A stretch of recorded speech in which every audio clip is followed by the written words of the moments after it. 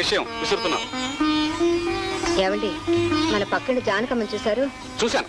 పొట్టిగా పోట్ల గిత్తలా ఉంటుంది. అబ్బా, అది కాదండి, మన పట్నం నుంచి వాళ్ళ ఆయన ఆవిడకు బంగారు గొలుసు తెచ్చాడు. గొలుసు మాట ఉంచి కాస్త పులుసు వడ్డించు. ఏమండి, ఇంతకు ముందు వాళ్ళ ఆయన పట్టీలు కూడా కొనిచ్చాడు. ఈసారి పండక్కి మీరు అలాంటి గొలుసు గాని పట్టీలు గాని నప్పనివ్వాలి. ఏమిటి మధ్య రాణిగారికి మూడు మీద కంటే నగల మీద మోజు ఎక్కువైంది. అవునులే, పెళ్ళైన కొత్తలో మొగుడు అంటూ పడుకొనిచ్చేదానికి కాదు, పాతబడేటప్పటికి నగలంటూ తిండి కూడా తినేవాళ్ళం. అవే మాట్లాడండి. ఏదో మనసు పడి సరదాగా అడిగానని అలా అంటారేమిటి?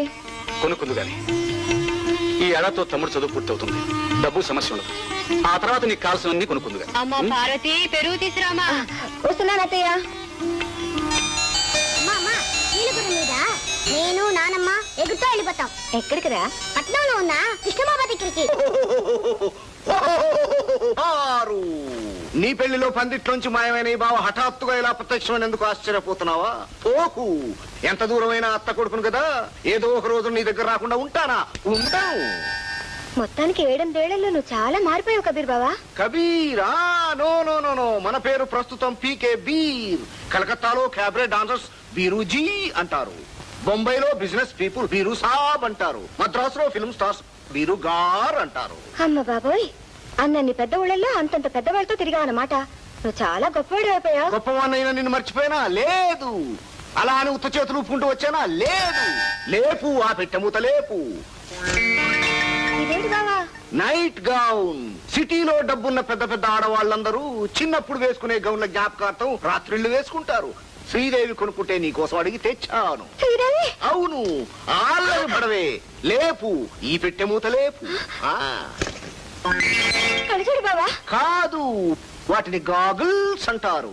రాధిక 2 కొనుక్కుంటే 2 నీకెందుకే పిచ్చి ముండా అని బుక్క గిల్లేసరికి ఒకటి నాకు ఇచ్చేసి. అమ్మో, శ్రీదేవి, జయప్రద, రాధిక. బావా, నువ్వు చెప్పే చూస్తే వీళ్ళందరూ సినిమా తారులా ఉన్నారు. వాళ్ళేనా లేకపోతే? చీ, వాళ్ళు నీ పాలిట సినిమా యాక్టర్స్, నాకు మాత్రం ఫ్రెండ్స్. రోజుకొకసారి కనపడకపోతే దిగులతో మంచం ఎక్కుతారు.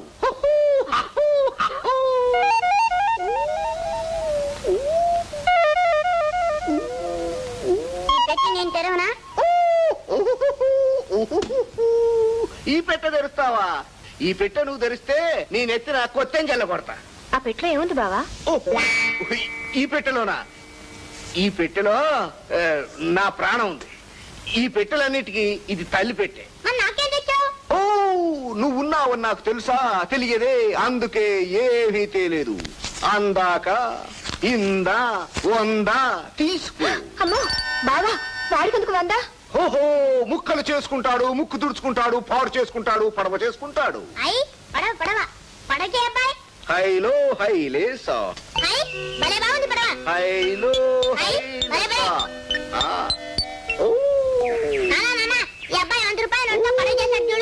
హలో బ్రదర్, ఏమిటో తెల్లబోయి చూస్తున్నావు? నేను పారు అత్త కొడుకుని. గుర్తుపట్టలా. కొట్టేమిటి బ్రదర్? అదే దెబ్బకు దెబ్బ. అబ్బా, నువ్వేదో సీరియస్ గా తీసుకున్నట్టున్నావు. నాకు ఎదవలు వాటుంది, ఎవరినైనా కొట్టడం గాని నన్ను నేనే కొట్టుకోవడం గాని. గుర్తుపట్టలా? పెళ్లిలో నిన్ను నాకు పరిచయం చేశారు. ఓ మీరా? ఇప్పుడు గుర్తొచ్చా? ఓ, సీతమ్మ గారు కులాసాగా ఉన్నారు, కనబడుతూనే ఉంది. నేను ఇక్కడికి ఎందుకు వచ్చానో తెలుసా? మీ వాడి చేత బిజినెస్ చేయించి మీ కుటుంబాన్ని పైకి తీసుకురావాలి. దాంట్లో ఆశ్చర్యం ఉంది బాబు. అరచేతుల్లో వైకుంఠం చూపించే వాళ్ళు మాటలు నమ్మితే కాగితం పడవలా అర్ధాంతరంగా మునిగిపోక తప్పదు. సీతమ్మ గారు కొట్టకుండానే కొట్టారు కదూ. రోజు పిల్లం పెద్దది, అటు చిన్నది అయిపోతున్నాయి. ఏటయో రోజుకి సరస్సు ఎక్కువైపోతుంది. తెలుసా? పని చూసుకో. ఏరా కుర్రాడా, ఈ ఊళ్ళోకెల్లా 5 స్టార్ హోటల్ ఇదేనా? అవునండి, ఇదే. ఏం కావాలి? ఆ సంగతి అట్టా ఉంచు. వీడవాడు ఇంత ఆబగా తింటున్నాడు, ముష్టివాడా. నిన్నుగాక నన్ను నేను అనుకుంటా. ఒరేయ్, ఇక్కడ సపరేట్ గా ఫ్యామిలీ రూమ్ గానీ ఏసీ రూమ్ గానీ నాకు ఏర్పాటు చేస్తావా? అలాంటివి ఏం లేవు. ఏం కావాలి? పెసరట్టు తీసుకురా. కర్మ నీ పక్కన కూర్చోవడం నా కర్మ. చేతిలో పెట్టి చిన్న గడ్డం పెట్టుకున్నంత మాత్రాన గొప్ప అయిపోయినా అనుకోక నేను తలుచుకున్నా. అప్పల కొండ, నేను తలుచుకున్నానంటే నిన్ను, ఈ హోటల్ ని, ఈ టేబుల్ ని కొనేసి ఎవరికైనా దానం చెయ్యగలను. అదేమిటయ్యా 10 రూపాయల నోటయ్యా, చెవిలో పెట్టేసుకుంటావేమిటి? అదే కదా, ఒకసారి కలకట్టాలో నా కాలి మీద కాకిరెట్ట పడింది. ఏం పడింది? కాకిరెట్ట. కాకిరెట్ట పడితే 100 రూపాయల నోటుతో తుడిచేశాను. అయ్యో అబోయ్, కాకిరెట్ట పడితే 100 రూపాయల నోటుతో తుడిచేసేవా? అది నాకైనా ఇచ్చే నా కండవాతో తుడిచేవాడు కదయ్యా. అంటే మీ పేరు కుబేరా?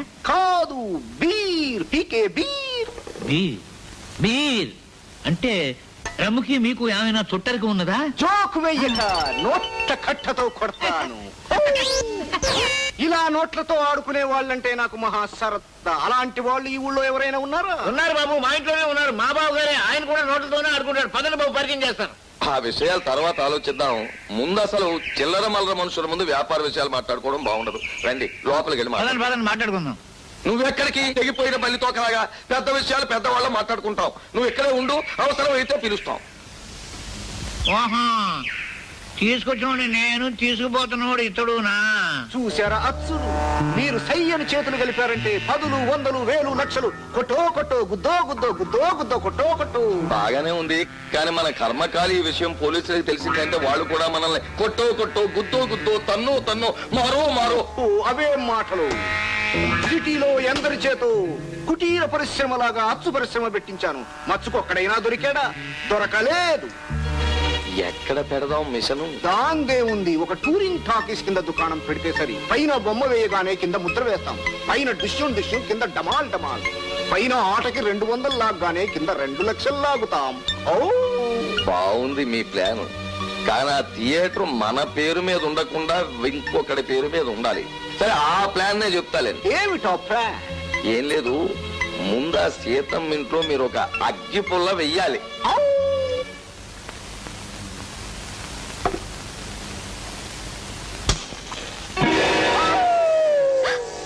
అదేంటి బాబా అలా మంట పెట్టావు? దీన్ని మంట పెట్టడం కాదు, వెలిగించడం అంటారు. ఈ అరటికాయ మీద వెలిగించనా? ఈ తలుపు మీద వెలిగించనా? ఓ, నా మాట వింటే పారు, మీ బతుకులు కూడా బ్రహ్మాండంగా వెలిగించేస్తాను. ఈ జడ్డి కొంపల్లో గుడ్డి దీపంలా కాకుండా నువ్వు పట్టంలో లైట్ హౌస్ దీపంలా వెలిగిపోతావు పారు. పల్లెటూళ్ళలో పొలం పని చేసుకుని బ్రతికే మాకు పట్టణంలో బ్రతికే రాత ఎక్కడదు బావా. అదే అదే అదే వద్దన్నాను. పల్లెటూళ్ళలో పుడితే పల్లెటూళ్ళలోనే చావాలా? పట్టణంలో కూడా ఉన్నాయి శ్మశానాలు, అక్కడ కూడా చచ్చిపోవచ్చు. నువ్వు ఊ అన్నావంటే మీ బతుకుల్ని నోట్ల కట్టతో వెలిగించేస్తాను. అదెలా వీలవుతుంది బావా? అన్ని అనుకోవటం వరకే కుదురుతుంది. నా మాట వింటే ఎలా వెలగాలో చెబుతాను.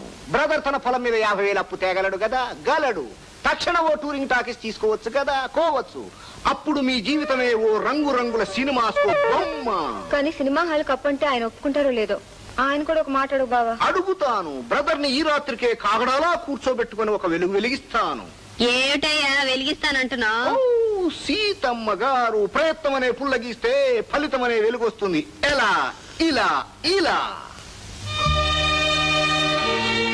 చూసావా, దాన్ని వెలిగించడం అనరయ్యా, అంటించడం అంటారు. అలా అంటించడం వల్ల జరిగేదేమిటో తెలుసా? తగలడ్డం. అలా తగలడకూడదు అనుకుంటే దురాశలనే అగ్గిపుల్లల్ని అనవసరంగా గీయకూడదు. అర్థమైందా?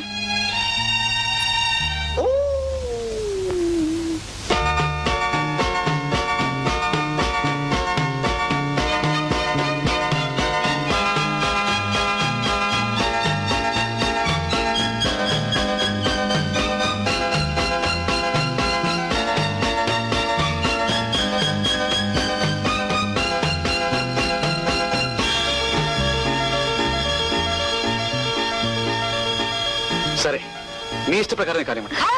నిజంగానేనా? Come on, brother. ఇది మన బీరు గారు చెప్పగానే డబ్బు కాగితాలు కూడా రెడీ చేసేసాను. ఓసారి చదువుకో. అడిగి అడగగానే డబ్బు సాయం చేస్తున్నారంటే మీ మంచితనం ఏమిటో అర్థమైంది. త్వరలోనే మీ బాగా తీరుస్తాను. అబ్బే, ఏమీ కంగారు లేదు. ముందా టూరింగ్ టాకీస్ కొనుక్కుని 4 రూపాయలు సంపాదించుకుని ఆ తర్వాతే బాకీ జమకట్టు. కాకపోతే మా ఇద్దరికి రోజు ఫ్రీగా బొమ్మ చూసే పర్మిషన్ మాత్రమే. ఎంత మాట! ఆ థియేటర్ మీదుగా భావించాలి.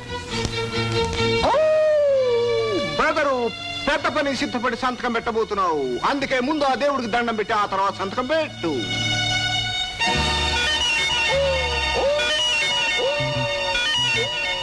పెట్టు పెట్టు. సీతమ్మా, నీ కొడుకు నా చేతిలో చిక్కాడు. ఇక చూడు నిన్నొక ఆట ఆడిస్తాను.